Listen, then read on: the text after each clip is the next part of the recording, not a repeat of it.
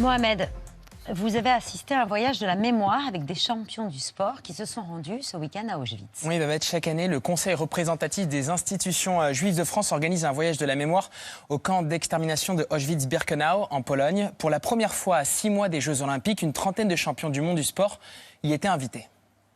Nous sommes en année olympique et qu'il nous paraissait important de mobiliser des athlètes, des entraîneurs, des journalistes sportifs, des cadres de mouvements sportifs autour du message de la mémoire de la Shoah, parce que c'est un message singulier, ici, l'extermination en ce lieu d'une partie du peuple juif, et c'est en même temps un message de portée universelle dans la lutte contre toutes les haines.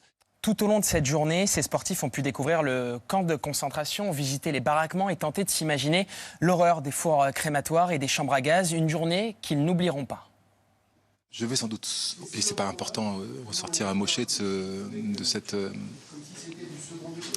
voyage. Première émotion, quand tu es père de famille, c'est insupportable. Moi, j'ai 4 filles, j'imagine.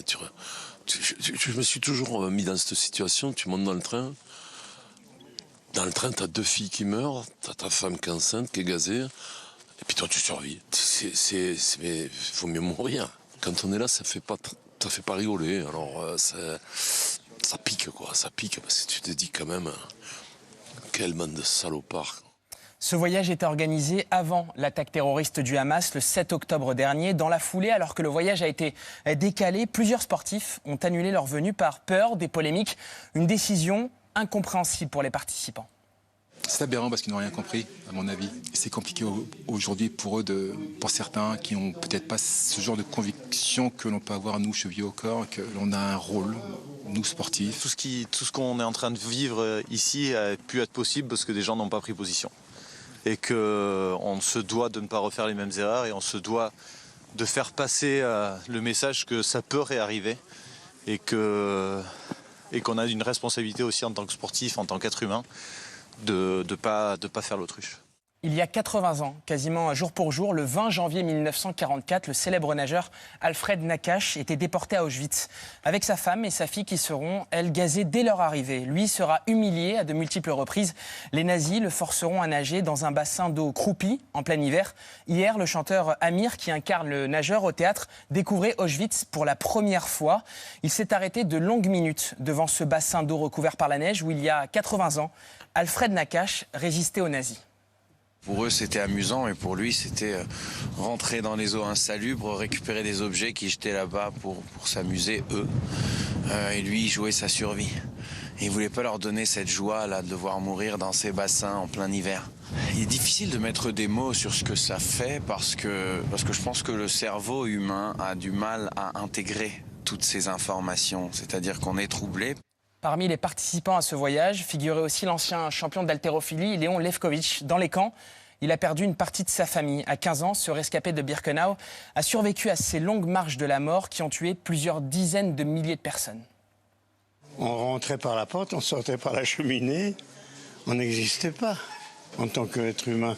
Mes parents qui ont été gazés et exterminés dans le four. Qu'est-ce que vous voulez que je vous dise?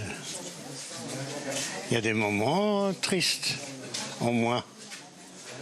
Mais mes parents vivent en moi. Et vous avez survécu aux marches de la mort? Ah oui, belle balade. Pourquoi vous rigolez toujours de ça? Qu'est-ce que vous... J'ai rigole parce qu'on les a eus quand même. Hein. Vous comprenez? Ces bandes d'idiots. L'un des moments les plus touchants du voyage, la découverte de la salle du registre. C'est dans cette salle que sont recensés les noms des 6 millions de juifs assassinés pendant la Shoah. C'est ici que Véronique Harari a découvert l'endroit où est morte sa grand-mère. Ma grand-mère, elle était aussi de Pologne, mais elle a été déportée de Paris. Et je peux pas la trouver, il y en a trop. Je me suis retenue de m'effondrer tellement je m'y attendais pas. Je m'y attendais pas parce qu'en fait son nom est sur le mur des noms mémorials. Ça lui fait comme une sépulture puisqu'en fait je savais même pas qu'elle était passée par Auschwitz. Je l'ai appris en cherchant et en retrouvant ici. La dernière fois que Léon Lefkovitch s'est rendu à Auschwitz, cette salle des registres n'existait pas. Hier, avec moi, ce rescapé de 94 ans a tenté de retrouver des informations sur sa mère, en vain, car des centaines de milliers de juifs ont été tués dès leur arrivée à Auschwitz. En revanche, nous avons trouvé ensemble la trace de son père. J'ai un numéro sur le bras. Mais elle a été sélectionnée tout de suite pour la chambre à gaz.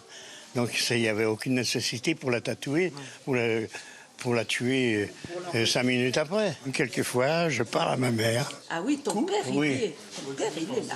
Kuba. Avec un C. Jacob.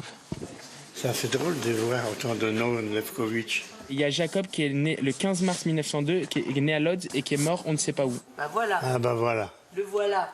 Léon est reparti avec la photo avec le nom de son papa.